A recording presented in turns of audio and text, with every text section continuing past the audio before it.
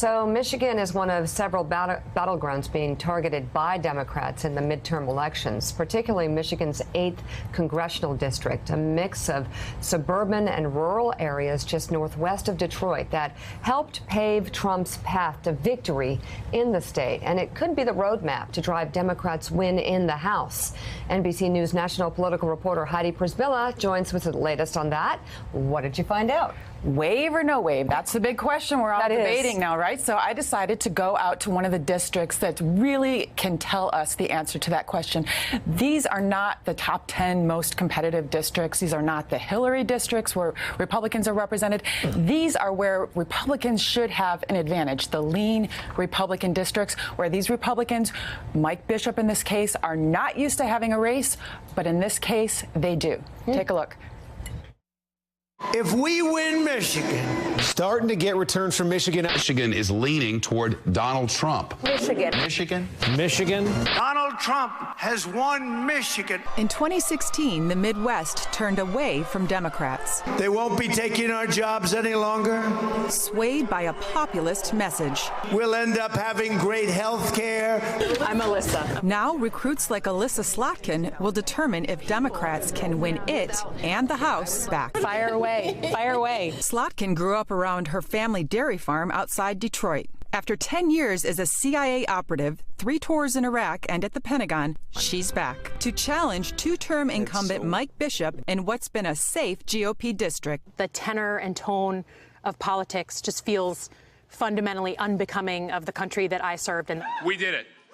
Like Connor Lamb in Pennsylvania, Slotkin is a prototype for Midwestern recruits in red districts. The template? Public service backgrounds. Healthcare is actually the real reason I ultimately got into this race. And pocketbook issues. Are your healthcare bills higher or lower than a year and a half ago? Moving attention onto Trump's promises. You're going to have such great health care at a tiny fraction of the cost. There you go. Over breakfast at the Brioni Cafe, health care is the talk. Whether or not our representative is going to truly represent the concerns of the voters and the citizens or of Big Pharma. Slotkin has criticized Bishop for donations from opioid manufacturers and blames Bishop for Michigan's shield law against pharmaceutical companies. If anybody ever came to me and said, I'm giving you this for that, I would not only tell them that that's illegal, but I would report them for having done that, too. Bishop is a formidable opponent. I was born and raised here. Hitting Slotkin for only recently moving back to the district.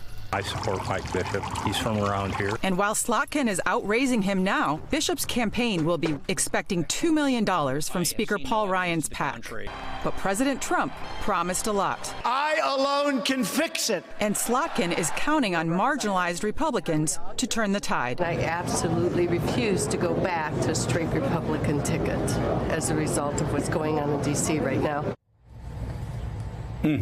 So this race shows you why Democrats are optimistic. This is going to be a really tough race for her, but she's making kitchen table issues the issue here. You hear nothing, no talk about Russia, no really like overt bashing of Trump. But in this district, this candidate, Mike Bishop, is particularly vulnerable on health care because he served in the state legislature. When he was Senate leader, he helped block repeal of this unique shield law that really basically Michigan voters aren't allowed to sue pharmaceutical manufacturers. And you can see here how this is going to coalesce with what's going to happen over the summer. Healthcare prices are set to go through the roof. Voters here, that's all they're talking about. We went into this cafe.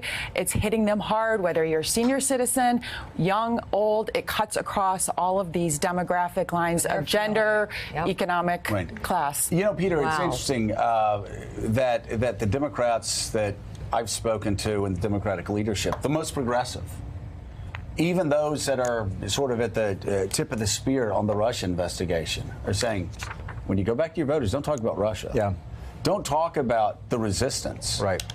Look at Donald Trump's promises in the campaign about health care. Look at his promises about helping working class voters. And actually, forget the resistance, forget Russia, forget all of that. You've got some pretty strong 30-second ads if you just lift what he said in the campaign and move it forward 2 years and say, Are you better off today than you were 2 years ago on health care, on taxes, on all these issues? Well, this is why the conversation we just talked about with Canada and trade and so forth is actually important, because Donald Trump sort of scrambled the whole normal political equation, right? He's not a free trader. He's not a Republican Chamber of Commerce guy. He's speaking to a lot of Democrats when he talks about how we have been shafted by trade, particularly in Michigan. And the question is whether he can do it again, in effect, through these proxies, through these congressional candidates. Can he once again tell voters who might otherwise not have supported a Republican presidential candidate that they should stick with him by supporting a Republican Congress? They may not see Mike Bishop as a proxy for that or not, and she may be able to convince them that Trump's language has been hollow.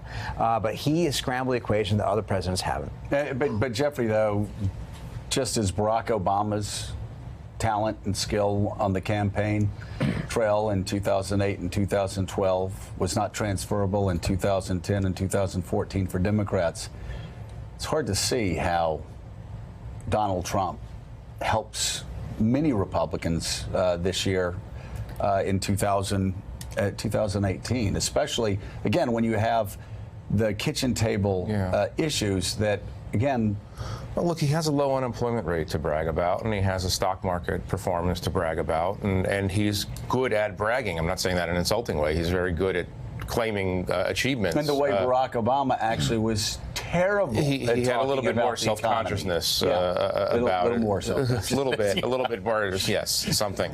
But no, I mean, the good news for Donald Trump, from what I'm hearing from Heidi, is that when you go to these districts, people are not saying, this Russia investigation, man, keep me up to date on what Papadopoulos is doing. They're not. So my question for you is there even kind of a low-level concern about the conduct of the government's business regarding the Russian investigation, things like that, or people aren't even bringing it up? I did not hear much about Russia at all. You're coming from Washington to them, and they're not even saying. But that second table, I think, was interesting. The women there, I don't know if you picked this up, but they were all, it was this garden club of former Republican women voters, and they were adamant. Now, the first issue they were talking about was women's issues, okay? Mm-hmm. And that is exactly what Elissa Slotkin is counting on. She heard the buzz and she came over to that table and started, talking them up. So they're counting on a coalition of fired up Democrats and also some of these disaffected, educated female Republican voters coming over. That said, this is an uphill battle, and it's a reality check for Democrats, because there's still a lot of Republicans. We went door knocking with Paul Ryan's PAC, and there was still a lot of Republicans who had never heard of her, and Democrats too, and they're going to be hard-pressed to overturn somebody like Mike Bishop, who has such name ID in that district. Heidi, stay with us. We started the block talking about the student survivors from Parkland, Florida, and last week also marked the loss of Anthony Bourdain and Kate Spade. So we want to mention that we've posted some resources at knowyourvalue.com. We have important information about understanding treatment options for depression and stress. You can check out our article by NBC News health editor Madeline Fernstrom, all at knowyourvalue.com. We'll be right back with much more Morning Joe. Thanks for checking out MSNBC on YouTube, and make sure you subscribe to stay up to date on the day's biggest stories. And you can click on any of the videos around us to watch more from Morning Joe and MSNBC. Thanks so much for watching.